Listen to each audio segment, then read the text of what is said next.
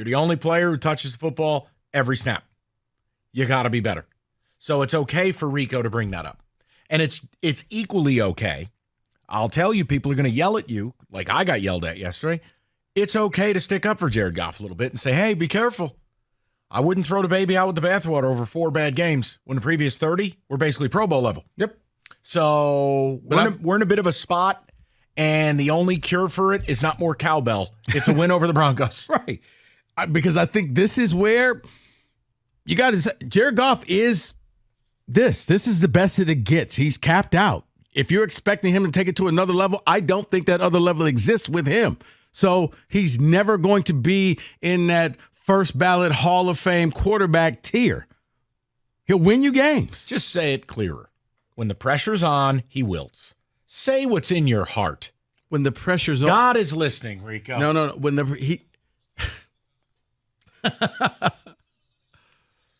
Say it. Don't count on Jared Goff to win games for you late in the games. He's not that guy to drive down in the final minutes and get the thing done. David, take a text. Completely different teams, completely different seasons, completely different opponents. This damning evidence from Rico is a stretch. Okay. But then someone else says, what was Goff's stats down the stretch last year? I think he looked pretty good. Problem is, you were not in a pressure spot. Right. That was a free roll. The one time in his career, look, Rico didn't even bring up the year the Rams were a playoff team, and Sean McVay chose to start John Wolford in a playoff game over this cat. Rico took the one time they were absolutely a great football team, like we think you guys are.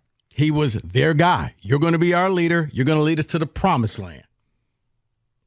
He's not good outside. Next 4 games are inside. That is from Jerry. He's saying he's not worried, basically. I lean to Jerry on that. I think he is very Warren Moon. I think he is very much Drew Brees, Peyton Manning, guys who had to have playoff games indoors. And I just think that's who he is. All tiny hands jokes aside. I picked the Bears based on one factor less. Well, 2. Aleem McNeil being out and baby hands outdoors. Goff is bad outdoors. We're indoors. Next 4. Maybe 5 with the home playoff game. He needs to play well Saturday because if he doesn't, this noise is going to get real. This is going to get difficult. Go ahead, one more and I'll get to the callers. Jared Goff in December in 2017 was 13 touchdowns, 3 interceptions. Rico's numbers are cherry-picked. That is Joe and Howell. Okay. Yeah. And again, Joe, you have every right to defend him. But if you listened yesterday, I mean, I was out here like a piñata, and I'm like, because if we win the division and win a playoff game, I'm saying pay him? Yeah. Wow. And by the way, before they played the Bears outside, the Bears, Saints, and Packers game all were indoors. Uh-oh. Just want to throw that out there. All right. Well, you know what? Thanks a lot. Uplifting. Let's go to Jeff. 97.1. Hi, Jeff. How you doing, buddy? Good, guys. Hey, Rico, I have a question for you, man. Yeah. How many of those games in 2017 in the playoffs for the Rams did you actually watch? Just curious there. You mean the 2018? 8, whatever you, yeah. 8. I think it was the 18 Super Bowl, 17 season. How many of those games did you actually watch? I watched them all. You sure about that? Because I just think it is so incredibly lazy to simply look at stats and use that as some sort of gauge. But Jeff, Jeff, here's the thing about the stats. The stats basically said this is what happened in the game.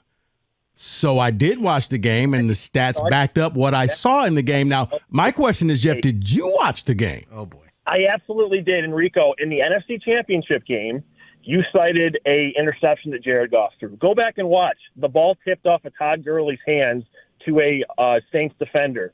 Second of all, Jared Goff made some unbelievable plays late in that game, particularly in overtime, where he actually escaped pressure, kept drives alive, and put them in position to kick the game-tying field goal and the game-winning field goal. Go back and watch the NFC Championship game. For you just to pull stats is incredibly lazy.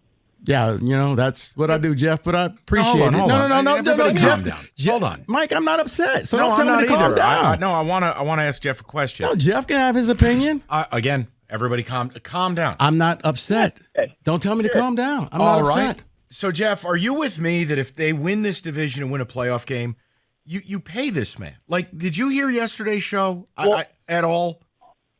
Because here's the thing, though. I'm up against it with people who want to put Hendon Hooker in a competition next year, and I feel like I'm losing my mind. Let me say this.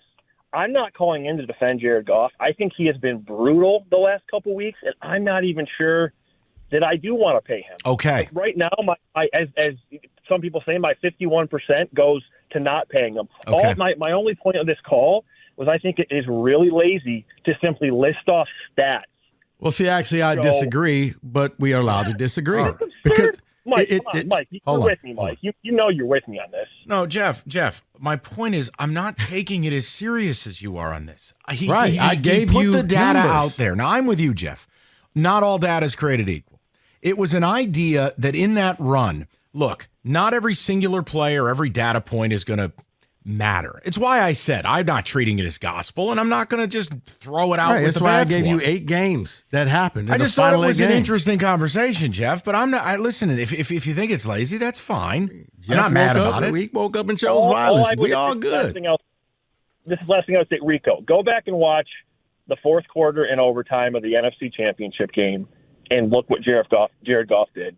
He made plays. He put the team in position to tie the game and win the game. That's all I'm saying. And Jeff, I agree. But here's the See, okay. Again, I don't want to turn this into a fight because no one's upset. Dude. The point I'm making, it's the equivalent of Rico saying, well, watch the Super Bowl, and he sucked and looked like a bum. Not even going to do that. Right. No, my point is it's an 8-game sample size. Right. I didn't say on this play. He woke up, he chose violence. I woke up and chose sunshine. We're going to move on. You know what kills me with this? I've waited so long. The people of this town have waited so long to have this team be good.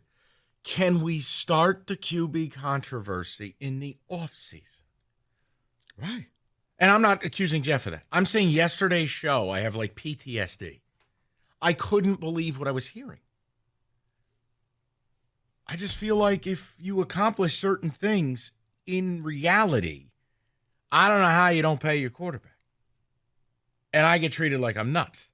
I don't have a problem with you bringing this up, and I'm not claiming to sit here and go, well, listen, I ground down the data of all games last night. I watched the all 22 for 7 hours. No, my point was, wow, he's struggling now. He struggled for a majority of those games. Clearly not the end of the NFC title game. My point is there an issue? Well, guess what? Saturday night, you get to find out. Saturday night, there's no scenario he plays poorly and you win. And I think that's really what we're getting towards. David, you're go ahead. Please. I was just saying, no, you're right. Not with that Broncos defense. He can't play poorly on Saturday and they win. It's impossible. We need an elevated performance from him. Yeah, and if I remember correctly, wasn't that also the game where the NFL had to change the rules because the Saints should have won that game? Well, that was the PI game. Yeah. Okay. So, hey, I didn't watch the game, so what do I know? I didn't want to take I'm lazy. Didn't want to take it there. It's holiday season. Michael, 97.1. Hi, Mike. Hi, this is Mike. Hey, you know what? I got to agree with you on that, Mike. I think Goff is the guy, and, there's ebbs and flows to the season, ups and downs. I mean, right now he's in a down part, but it's going to flow back. And these contracts that you guys are talking about, contracts are based on what you believe the player is going to do for you in the future, not necessarily what he's done in the past. The contract's based on what we plan to achieve with him. Well, and here's what I've said. 51-49, right? You can't make any hard determinations until the year is over. I just don't think that's fair to either side. I couldn't agree with you more. And, Mike, all I'm saying is I think Goff provides you with a floor. A floor of this team's going to continue to get better. They're going to continue to put talent here. They'll actually put a defense here. And your floor is 10 wins. Now, do you know what your ceiling is probably lower than you want it to be? It's very similar to how I feel about Kirk Cousins. Yeah. And that's just it. I feel Goff's better than Cousins. Mike, I've never seen them in the same room together. I'll just put it like that. All right, well, that's your opinion, dude.